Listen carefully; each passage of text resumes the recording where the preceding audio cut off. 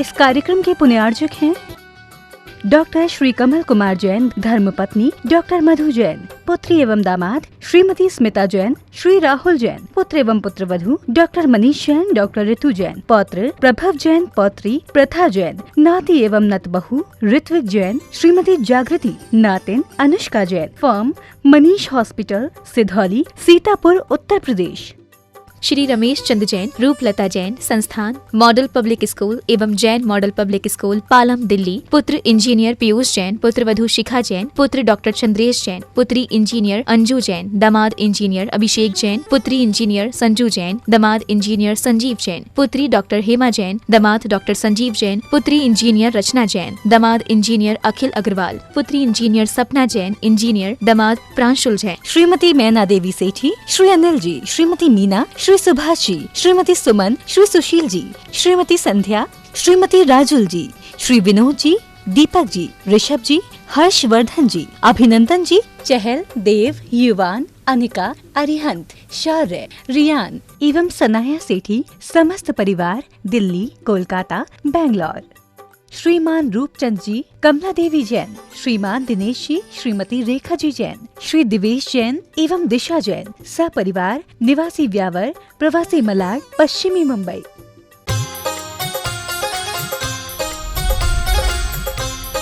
प्रमाणिक समाधान। नमोस्तु गुरुदेव। चातुर्मास कलश की क्या प्रभावना है एवं चातुर्मास कलश प्राप्तकर्ता को कलश कहाँ विराजमान करना चाहिए? देखिए, चातुर्मास मुनियों का होता है। चातुर्मास निर्वृत्ति की एक साधना है और एक प्रकार का संकल्प है। कलश स्थापना श्रावकों का काम। कलश क्यों स्थापित करते हैं? चातुर्मास मुनियों की साधना, धर्म प्रभावना और गृहस्थों के भी संयम साधना, धर्म आराधना का एक बड़ा मांगलिक अनुष्ठान बन गया है। तो जहाँ कहीं चातुर्मास होता है, ये चातुर्मास निर्बाध संपन्न हो, इस भाव से लोग मंगल कलश रखते हैं। हर कार्य की निर्विघ्न संपन्नता के लिए मंगल कलश की स्थापना हो। फिर साधु संतों का चातुर्मास हुआ तो गृहस्थों की भी चूंकि उसमें भागीदारी होती है, तो ये चातुर्मास निर्विघ्न हो और हम चातुर्मास कराने का श्रेय प्राप्त करें। कलश स्थापित करना आप गृहस्थों के संकल्प का द्योतक है कि ये चातुर्मास हो रहा है तो उसमें मेरी भागीदारी है। इस चातुर्मास की तपाराधना की पूर्ण अनुमोदना है। मैं कलश रख रहा हूं, मैं उसका साक्षी हूं। तो उस अनुमोदना का पुण्य लाभ कलश के स्थापनाकर्ताओं को मिलता है। भावनाओं से लेते हैं और चातुर्मास में होने वाले सारे धर्मानुष्ठानों से वो रिचार्ज हो जाता है। ऐसे मांगलिक प्रतीक को लोग जब अपने घरों में ले जाते हैं तो वो भी मंगलवर्धक होता है। कलश को तो ऐसी अष्टमंगलों में मुख्य मंगल बताया। आप घर में कहाँ रखें? तो घर के जो पवित्र स्थल है, पूजा घर आदि, वहाँ रखे। ईशान कोण में उसे रखा जा सकता है, जो चातुर्मास की समाप्ति के बाद होता है। आजकल लोगों में चातुर्मास कलश स्थापना को लेकर बहुत उत्साह और उमंग होता है। नमोस्तु गुरुदेव। वह कौन से तहजीब या कौशल है जो बच्चों को बचपन से ही मिलने चाहिए, जिससे कि वह अपना व अपने परिवार का नाम रोशन कर सके? वे कौन सी तहजीब और कौशल है जिसे बचपन से ही बच्चों को मिलना चाहिए? खासकर उनके लिए जानना जरूरी है जो माँ बाप बनने जा रहे हैं। बहुत अच्छा सवाल किया। कुछ अनुभव हमें वक्त और समय से मिलते हैं और कुछ अनुभव हमें माँ बाप के द्वारा सिखाए जाते हैं। तहजीब और कौशल, यही हमारा संस्कार है। हर व्यक्ति को चाहिए, कुरल काव्य में बहुत अच्छी बात लिखी है। वहाँ लिखा कि अपने संतान को इस प्रकार से संस्कारित करो कि उसे देखकर लोग प्रश्न कर उठे कि किस पुण्य के योग से ऐसी संतान पाए। अपनी संतान को इस तरह संस्कार दो कि तुम्हें देखकर लोग ये पूछ बैठे, तुम्हारी संतान को देखकर लोग ये पूछ बैठे कि किस पुण्य के योग से ऐसी संतान को प्राप्त किया है। संतान को जन्म देना अलग बात और संतान को संस्कार देकर योग्य बनाना एक बात। वहां तो ये भी लिखा है कि जो संतान को जन्म देकर सभा में बैठने लायक नहीं बनाते वे धरती का बोझ बढ़ाते हैं। जो संतान को जन्म देने के बाद उसे सभा में बैठने लायक नहीं बनाते वे धरती का बोझ बढ़ाते हैं। बात बहुत कायदे की है। तो संतान को जन्म देना पर्याप्त नहीं, उन्हें सही संस्कार देना चाहिए, तहजीब और कौशल का विकास होना चाहिए, उनमें उन्हें अपने कुल का गौरव होना चाहिए, उनके अंदर पाप भीरुता होनी चाहिए, उनके भीतर संवेदनशीलता का विकास होना चाहिए और उन्हें कला और गुणों में निष्णात करना चाहिए। उसे प्रतापी और पराक्रमी बनाना चाहिए। सच्चे अर्थों में देखा जाए तो 72 कलाओं और 64 गुणों में उसे निपुण बनाना चाहिए।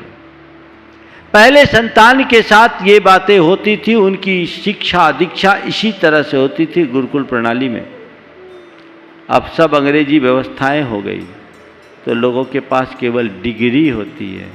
जीवन के लिए जो आधारभूत बातें हैं वे उनसे दूर होते हैं।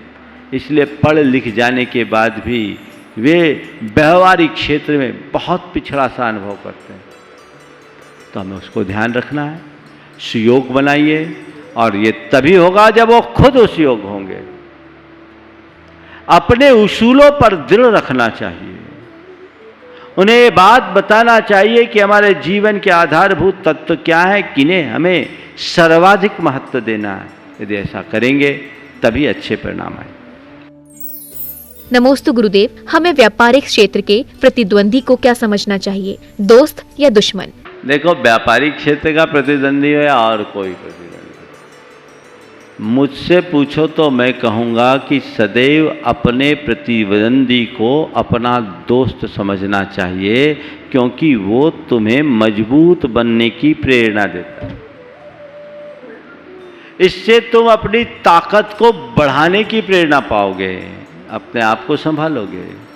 इसलिए कोई प्रतिद्वंदी बनता है, घबराओ नहीं, अपने आप को मजबूत बनाओ, अपनी लाइन लंबी करने की कोशिश करो। कोई तुम्हारा कितना भी प्रतिद्वंदी बनकर उभरे, तुम अपने मन में प्रतिद्वंदता का भाव मत आने दो। मेरे सामने कोई प्रतिद्वंदी हो पर मेरे मन में प्रतिद्वंदता का भाव नहीं होना चाहिए। उसके प्रति भी इतना प्रेम पूर्ण व्यवहार होना चाहिए कि उसका हृदय परिवर्तित हो जाए और आज जो प्रतिद्वंदी बना है कल मेरा प्रशंसक और प्रेमी बन जाए। ये कोशिश करनी चाहिए। हमेशा सकारात्मक दृष्टि रखना चाहिए। नमोस्तु गुरुदेव, जय जिनेंद्र शब्द का मूल भाव क्या है? इसका उपयोग क्या सभी धर्म और संप्रदाय के लोग कर सकते हैं? देखिए, जिनेंद्र शब्द व्यक्तिवाची शब्द नहीं है, गुणवाची शब्द है। जिसने अपने आप को जीत लिया वो जिन, और जो जिनों का इंद्र यानी प्रधान वो जिनेंद्र। तो जो बीतरागी है वो जिनेंद्र है और हम बीतरागी को पूछते हैं। नाम हम उसे चाहे कोई भी दे दें, पर बात बीतरागता की होनी चाहिए। जीतने वाला ही जिनेंद्र बनता है और हम उसी के प्रति ऐसा व्यवहार करते हैं। नमोस्तु गुरुदेव, ज्ञान को ज्ञेय बनाकर अपनी आत्मा का उत्थान कैसे करें? कृपया समाधान करें। देखिए, बिल्कुल सही बात आपने कही कि इस तालाबंदी का लोगों ने जी भर करके लाभ लिया और लोगों की धार्मिकताएं ज़्यादा बढ़ी। यद्यपि धर्म स्थान बंद रहे, लेकिन लोगों की धर्म श्रद्धा बनी रही और उस धर्म श्रद्धा के प्रताप से लोगों ने खूब लाभ उठाया, भरपूर लाभ उठाया। आप लोग अपने परिवार के साथ खूब स्वाध्याय किया है, बड़ी प्रसन्नता का विषय मुझे मालूम पड़ा। जैन धर्म और दर्शन पूरा याद कर लिया, बहुत अच्छी बात, बच्चों समेत। ये एक प्रेरणा है। और बहुत लोगों ने पढ़ा भी। आप ज्ञान को ज्ञेय बनाकर जीवन का, आत्मा का उत्थान कैसे करें? देखिए, जो ज्ञान अर्जित आपने किया है, इस ज्ञान को अध्यात्म मूलक बनाने का प्रयास करो। एक ज्ञान है जो जानकारी है, और एक ज्ञान है जो हमारे अज्ञान का निवारण करता है। जानकारी प्राप्त करना बड़ी बात नहीं है, गूगल के पास सबसे ज़्यादा ज्ञान है, सब प्रश्नों का समाधान है, पर उसमें केवल जानकारियों का संग्रह है। अपने माइंड को गूगल मत बनाओ, अपने अज्ञान का निवारण करो। अज्ञान का निवारण नहीं, भ्रम का निवारण। जीवन के सत्य का बोध और भान ही ज्ञान है। मैं कौन हूँ, मेरा क्या है, मैं क्या कर रहा हूँ, मुझे क्या करना चाहिए, इस लक्ष्य और उद्देश्य को समझ लेना ही ज्ञान है। इतनी बात समझ में आ जाए तो स्वयं हमारा पथ प्रशस्त होने लगेगा, फिर हमें ज़्यादा कुछ कहने की जरूरत नहीं पड़ेगी। अपनी भूमिका के अनुरूप जितना संयम साधना आप कर सको करो, अपने कर्तव्यों का पालन करो, बच्चे बड़े सब। बस मूल बात है इतनी सी समझ आ जाए, मैं आत्मा हूँ, मुझे इस संसार के आवागमन के चक्र का खात्मा करना है, अब इस संसार में और अधिक नहीं भटकना है। इतनी समझ आ जाए तो हमारा उद्धार हो जाए, फिर हमें ज़्यादा कुछ कहने और करने की आवश्यकता शेष न रहे। नमोस्तु गुरुदेव। कहा है हमेशा अपनी छवि का ध्यान रखें, क्योंकि इसकी आयु आपकी आयु से अधिक होती है। इसका क्या तात्पर्य है? हमेशा अपनी छवि का ध्यान रखें क्योंकि इसकी आयु आपकी आयु से अधिक होती है। बहुत अच्छा वाक्य है। व्यक्ति की छवि उसके मर जाने के बाद भी बनी रहती है, अच्छी भी और बुरी भी। मैं एक घटना आपको बताता हूँ। अल्फ्रेड नोबल का नाम आपने सुना है? वो डायनामाइट का आविष्कारक था। एक बार उसके मन में ये विचार आया कि मेरे मर जाने के बाद लोग मुझे किस रूप में याद करेंगे। इसी बात से प्रेरित होकर उसने एक विज्ञप्ति जारी कर दी कि अल्फ्रेड नोबल मर गया। अपने मौत का समाचार फैला दिया। अल्फ्रेड की मृत्यु के समाचार के प्रकाशित होते ही अखबारों की सुर्खियां बनी, मौत का सौदागर सदा को सो गया। मौत का सौदागर सदा को सो गया। मौत का सौदागर मौत में समा गया। जब ये अल्फ्रेड नोबल ने पढ़ा, कांप गया, हाय मैं क्या कर रहा हूं। मरने के बाद लोग मेरी पहचान मौत के सौदागर के रूप में करेंगे, धिक्कार है मुझे।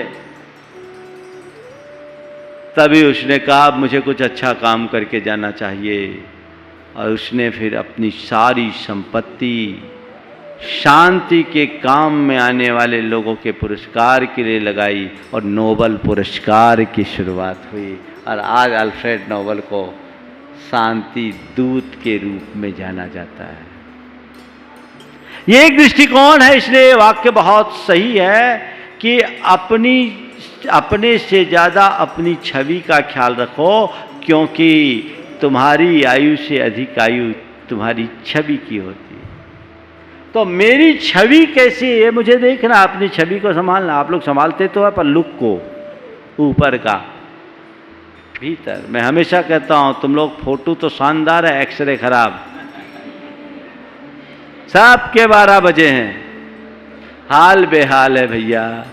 अपनी अंदर की छवि सुधारो, अपने आचरण के बल पर ही आप ऐसा कर सकते हो, और कोई दूसरा रास्ता नहीं। नमोस्तु गुरुदेव। मुनि और मिलिट्री के जीवन में क्या समानताएं हैं और क्या असमानताएं? मुनि और मिलिट्री के जीवन में समानता और असमानता, देखो दोनों का कार्यक्षेत्र अलग है, पर एक वाक्य में बोलता हूं। मुनि ध्वजा की रक्षा करते हैं तो मिलिट्री प्रजा की रक्षा करते हैं। एक वाक्य में यही अंतर है, दोनों का काम रक्षा करने का है। एक देश के बाहरी सीमा की सुरक्षा करते हैं और एक हमारे आत्म देश की सुरक्षा करते हैं। मिलिट्री भी अपना सब त्याग करते हैं तो मुनि भी अपना सर्वस्व त्याग करते हैं। ये दोनों में आपस की समानता हमें देखने में आती है।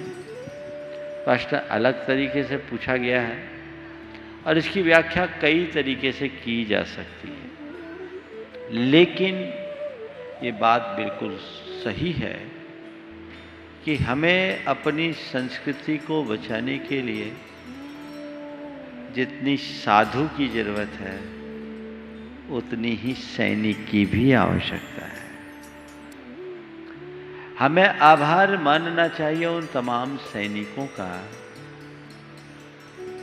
जो आज सीमा पर डट करके अपनी जान की बाजी लगाकर हम सबको सुरक्षा दे रहे हैं। अगर वो वहाँ नहीं होते तो हम आप आज जो धर्म ध्यान कर पा रहे हैं वो नहीं कर पाते। तो ये बहुत बड़ा त्याग है। उनने देश के लिए त्याग किया है और साधुओं ने भी देश के लिए त्याग किया है। दोनों का समाज और संस्कृति की रक्षा में महत्वपूर्ण स्थान है। नमोस्तु गुरुदेव। कहते हैं कि लोग सब कुछ चुरा सकते हैं लेकिन कला को चुराना असंभव। तो फिर व्यक्ति जरा सा नुकसान होने पर व्याकुल क्यों हो जाता है? देखिए, जिसने भी मधुमक्खी से ये जवाब दिलाया है उसके बहुत व्यापक सोच की अभिव्यक्ति है। और यदि इस बात को मनुष्य अपने जीवन की नसीहत बना ले तो ऐसे व्यक्ति को जीवन में फिर कुछ ज्यादा उपदेश देने की आवश्यकता और अपेक्षा नहीं रहेगी।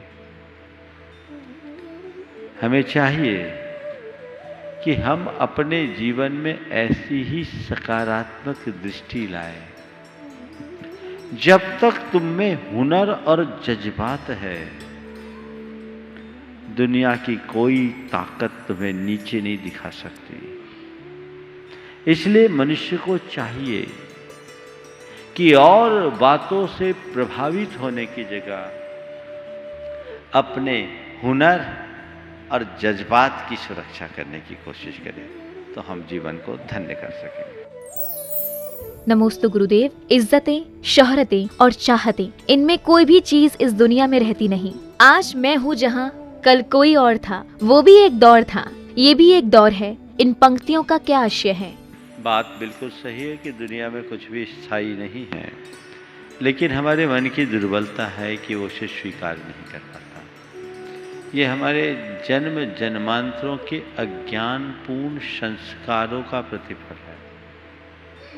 यदि हमारे संस्कार जागृत हो तो ऐसी स्थिति कभी नहीं होती। जो जीवन के सत्य को समझ लेते हैं उनके जीवन में ऐसी भ्रमपूर्ण स्थिति कभी निर्मित नहीं होती।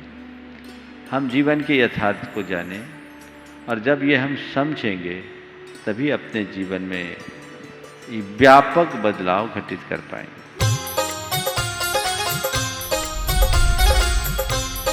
प्रामाणिक समाधान।